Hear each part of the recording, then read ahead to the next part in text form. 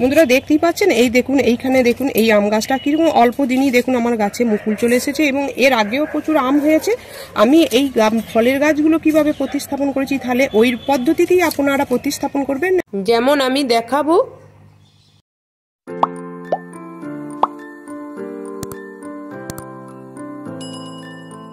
নমস্কার বন্ধুরা, আমার সবুজ বিলা ইউটিউব চ্যানেলে সকল প্রিয় বন্ধুদের জানাই অনেক অনেক শুভেচ্ছা, স্বাগত।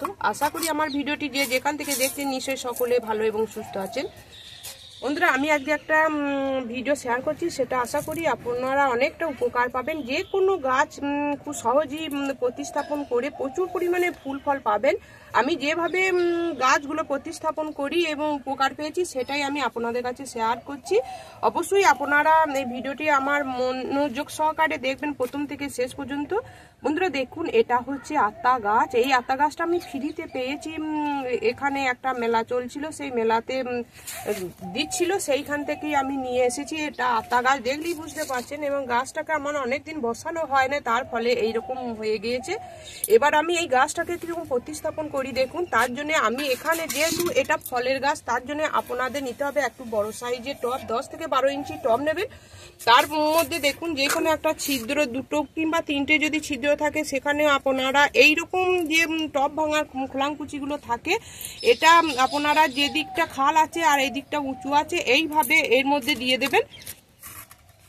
তারপর যেটা করবেন বন্ধুরা, এটা যেহেতু অনেকটা খাল আছে, মাটিরও অনেকটা লাগবে, তাই আমি এটাকে কম মাটি প্রয়োগ করে এই গাছটা প্রতিস্থাপন করব। তার জন্য আমার বাগানে যে এই দেখুন এখানে শুকনো পাতাগুলো আছে, এইগুলো এর মধ্যে দিয়ে দিচ্ছি। তারপর এইখানে ঘাস, তারপরে এই যে শীতে নানা রকম ফুলগুলো আছে, সেই যেগুলো শুকিয়ে যাচ্ছে সেই ফুলের ডালগুলো আমি দিয়ে দিচ্ছি।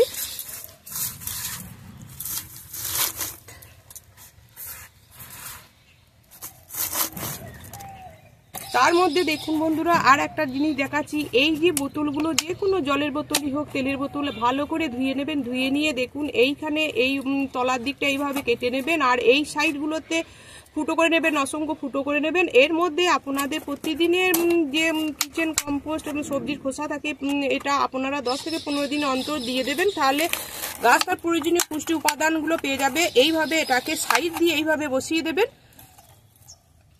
তার মধ্যে আমি এইখানের মধ্যে আমি একটু মাটি দিয়ে দেবো।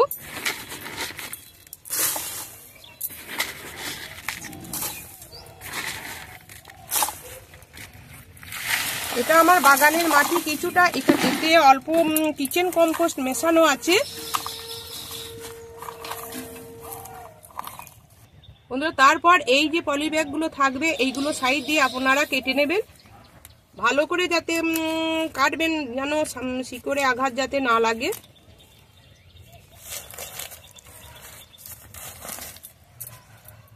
তারপর এইভাবে বসিয়ে দেবেন। আমি এখানে দেখুন বন্ধুরা, এখানে হাফ মাটি নিচ্ছি, তার সঙ্গে কিচেন কম্পোস্ট মেশানো আছে। তারপর আমি যেটা দেবো দেখুন, এখানে 1 বছরের পুরনো গোবর সার, এখানে আপনারা যে কোনো ভার্মি কম্পোস্টও দিতে পারেন, এর মধ্যে আমি দিয়ে দিচ্ছি।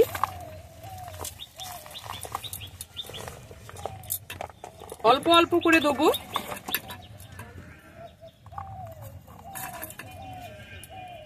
তারপর দেখুন বন্ধুরা এখানে দেবো, এটা হচ্ছে হাড়ের গুঁড়ো।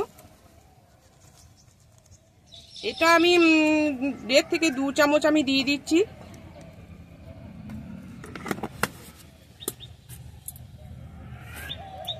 বন্ধুরা এটা হচ্ছে ম্যাগনেসিয়াম সালফেট। গাছ বসানোর সময়, রিপোর্টিং করার সময় গাছের কিছুটা শক লাগে, যাতে এটা ক্ষতি যাতে না হয়, গাছটা হেলদি থাকে, তার জন্য এইটা আমি ব্যবহার করছি। আপনারা অবশ্যই করবেন যদি থাকে। এটা আমি 1 চামচ দিয়ে দিচ্ছি।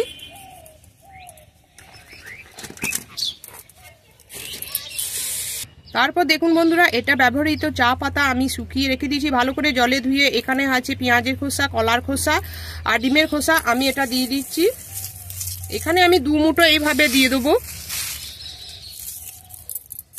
তারপর এখানে আছে দেখুন এটা হচ্ছে যে সবজি খোসাগুলোকে আমি শুকিয়ে নিয়েছি, আমি এটাও দিয়ে দিচ্ছি। এইভাবে যদি আপনারা গাছ বসান না, দেখবেন গাছ নিয়ে কোনো চিন্তা থাকবে না। তারপর যেটা হচ্ছে আসল এই খাবারটা, এর মধ্যে দেখুন এটা হচ্ছে উনুনের ছাই। এই ছাইতে প্রচুর পরিমাণে পটাশিয়াম ফসফরাস আছে। এটা গাছের জন্য খুবই ভালো, গাছের বৃদ্ধি তো আনবি এবং এটা পোকামাকড় দমনের কাজ করবে।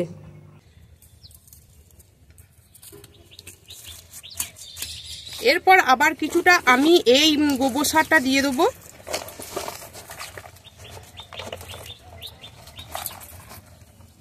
তারপর এই মাটি আমি দিয়ে দেবো। দেখুন আমার গাছটা কত সুন্দর বসানো হয়ে গেল।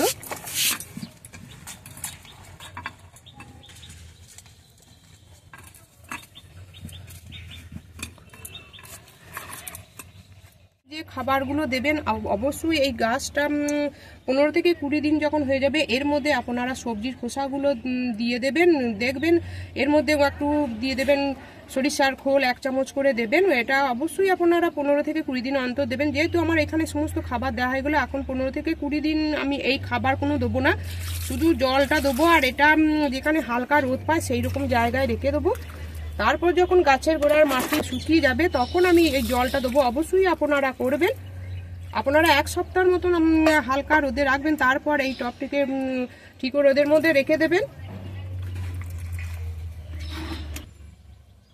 বন্ধুরা এইরকম ড্রেনেজ সিস্টেম যেন ঠিক থাকে। দেখুন আমি জল ঢালার সঙ্গে সঙ্গে কীরকম জলটা বেরিয়ে গেল। তাহলে বন্ধুরা তাহলে সম্পূর্ণ ভিডিওটি তাহলে আপনারা ঠিক বুঝতেও পেরেছেন। তাহলে আমার ভিডিওটি যদি ভালো লেগে থাকে তাহলে প্রচুর লাইক করবেন, কমেন্ট করবেন এবং সাবস্ক্রাইব করে আমার পাশে থাকবেন। আর নতুন বন্ধুদের কাছে আমার ভিডিওটি প্রচুর শেয়ার করবেন। আপনারা ছাদে এইরকম নানা ভ্যারাইটিসের গাছ বসান, গাছ নিয়ে কোনো রকম চিন্তা ভাবনা করবেন না। এইরকম সহজ পদ্ধতিতে যদি গাছ বসান দেখবেন অল্প দিনই রেজাল্ট পাবেন। আপনারা ভালো থাকুন, সুস্থ থাকুন। ধন্যবাদ।